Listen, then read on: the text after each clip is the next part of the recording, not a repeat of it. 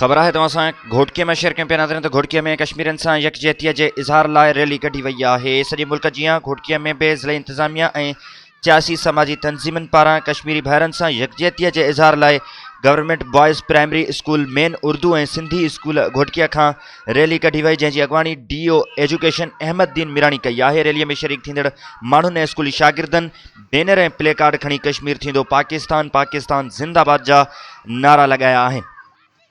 भारत पारां कश्मीरी अवाम ते थींदड़ ज़ुल्म ऐं ॾाढे ख़िलाफ़ ज़ोरदार नारेबाज़ी कई वई आहे ऐं पाकिस्तान ऐं कश्मीर जो झंडो फड़कायो वियो आहे। रैलीअ खे DO एजुकेशन दीन महमूद मीरानी, इदरीस महर ऐं काशिफ हुसैन मेमण ऐं ॿियनि ख़िताब कंदे चयो आहे त 27 अक्टूबर 1947 ईस्वीअ में भारत पारां कश्मीर ते गैर क़ानूनी कब्ज़ो कयो वियो, जंहिंजी असां अॼु ताईं मज़म्मत कंदा अचूं था ऐं हुन ॾींहं खे योम सियाह तौरु मल्हाईंदा आहियूं।